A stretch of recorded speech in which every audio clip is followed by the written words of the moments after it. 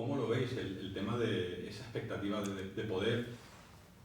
O sea, depende de cómo funcione la película. Obviamente aquí, o sea, Rec tiene muchas secuelas, correcto, que se fueron formando a raíz del éxito de la primera. Aquí la senda está trazada, hay 3 libros de este señor, pero, o sea, aquí esto se ha estudiado, siempre se ha diseñado como una película y luego, oye, si funciona, que esperemos que sí, entonces se harían las demás, pero no de entrada está diseñado como un tríptico.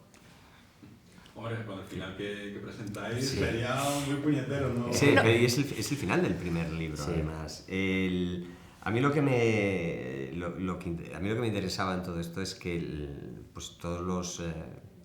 ya no hablo a nivel de España, hablo a nivel mundial, que todos los millones de lectores que tiene esta serie de libros en el mundo, ahora que gracias a Prime Video también lo van a poder ver en todo el mundo, que encuentren una extensión y una versión audiovisual de esa historia que les hizo resonar, ¿sabes? Y que les hizo emocionarse en un determinado momento hace unos años y que la vean ahí, es decir, que la traslación esté bien hecha y que se emocionen. Si después de esto seguimos contando la historia, bienvenido sea, pero vamos, mira, yo soy muy gallego para estas cosas, vamos paso a paso, tenemos esto entre las manos ahora, vamos a ver qué tal nos va con esto, y si nos va muy bien, lo más probable es que nos volvamos a encontrar aquí dentro de un tiempo hablando del siguiente proyecto, pero primero vamos con esto. Llevo 18 años escribiendo libros y publicando libros, o sea, creo que lo del ego lo tengo bastante dominado, afortunadamente para mí y para los que tienen que trabajar conmigo. Mira, sabes que es imposible que se traslade un libro de una manera fiel al 100% a una película. Primero, porque no cabe. No caben, 500 páginas no caben en 2 horas de película, y aparte que hay determinadas cosas que entonces se tienen que quedar fuera y otras cosas que hay que contar de una manera diferente porque son lenguajes diferentes. Lo importante es ser capaz de que en ese proceso de transformación el espíritu de la historia, lo que es importante, el core duro, se traslade. Es decir, que quien ha leído los libros y está enamorado de los libros, de repente vea la película y diga, sí, es esto, me resuena, o sea, sé que estoy viendo lo que he leído. Pero hay cosas que hay que contar de manera diferente y hay cosas que hay que añadir y hay cosas que en el fondo no nos olvidemos de algo importante, que desde que se publicó el libro a la actualidad han pasado unos años, el mundo ha cambiado, hemos cruzado una pandemia por en medio, es decir, cosas como por ejemplo, y después cosas de espíritu práctico, es decir, en la novela que es muy introspectiva, la parte en la que el protagonista se va enterando de que el mundo se derrumba, se entera a través de las noticias de los periódicos, de la radio o de blogs de internet. Hoy en día, o sea, tienes videollamadas, tienes aplicaciones móviles, entonces hacía que fuese una manera mucho más visual y mucho más divertida de hacerlo y más pegada a la realidad para que no sonase antiguo. Además, fíjate tú qué rápido se vuelve algo antiguo en la era de las redes sociales, que 20 años parece que es la prehistoria. En ese sentido, la adaptación, desde mi punto de vista, está muy bien hecha, yo estoy satisfecho. Tengo que decir que ahora que ya se hizo el pase previo en Sitges, ya he tenido la oportunidad de hablar con un montón de gente que había leído los libros y que ha visto la película, la opinión abrumadoramente mayoritaria es que está bien conseguido, y para quien no conozca la historia es una manera estupenda, de que disfrute de una buena película y que cuando acabe, y si tiene ganas de más, pues que se lea los libros. O sea, para mí es un win-win. Aquí está para mí la mayor diferencia, o sea, es decir, a nivel de la adaptación. Claro, Manel escribió la novela, el blog empezó en el 2005, o sea, la novela tiene bastantes años y en esa época era ficción especulativa, es decir, Manel fue una especie de Nostradamus y predijo con sorprendente certeza cómo reaccionaría España ante una pandemia mundial así. ¿Qué pasa? Que en el momento que tenemos que hacer la película, obviar que ha pasado el COVID hubiera sido un error. Entonces fuimos muy conscientes de hacer la película, de situarla en una España que acaba de pasar el COVID, donde ya hay unos protocolos montados, ya la gente sabe más o menos por dónde tirar y simplemente, ser muy muy fieles en el reflejo de esta situación, ¿no? Yendo incluso más allá, porque nosotros nos quedamos en el estado de alarma y aquí se llega al estado de excepción, que es el momento en que se militariza la situación, se desplaza la población. Pero claro, la idea era generar angustia y realismo, despertando un imaginario colectivo muy reciente y beber de esa baza. Sí, es lo que dices, es más terrorífico porque es más cercano, ¿no? El salto que tú le pides al espectador después de vivir una pandemia ya no resulta algo tan lejano y fantástico. De repente, pues es más cercano y eso nos viene muy bien a la hora de mantener ese punto de vista aterrizado, realista, más local, ¿no? de la novela. La identificación es muy rápida. Mira, la clave de esta historia, la novela funcionó tan bien precisamente en su momento y ahora, y sigue funcionando también hoy en día, precisamente por eso, porque procura que sea lo más realista posible. Cuando empiezas a leer dices, coño, es que esto podría ser así, y eso es lo que te cautiva.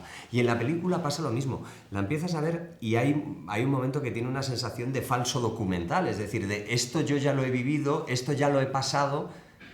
Oye, y si esto siguiese así, a lo mejor acabaría en este punto.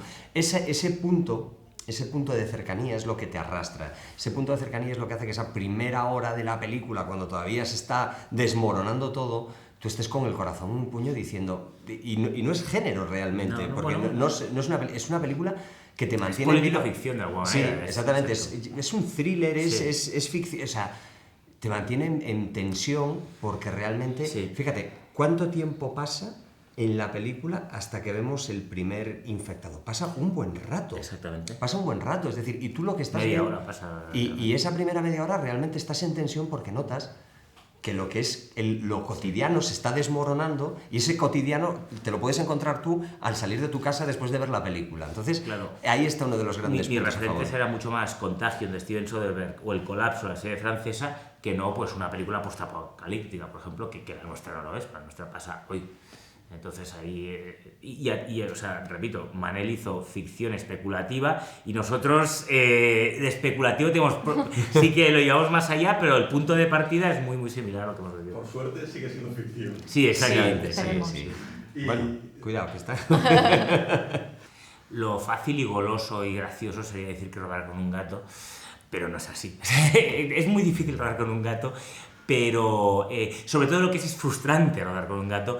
Pero a nivel de dificultad y de reto, obviamente manejar una logística como la que manejamos haciendo unas escenas de acción muy extensas además, no es que salten 4 cosas, o sea, están muy alargadas, ¿no? Y en el buen sentido, o sea, pasan muchas cosas, ¿no? Y manejar pues, esa masa de figurantes, eso es un reto y requiere muchísimo trabajo.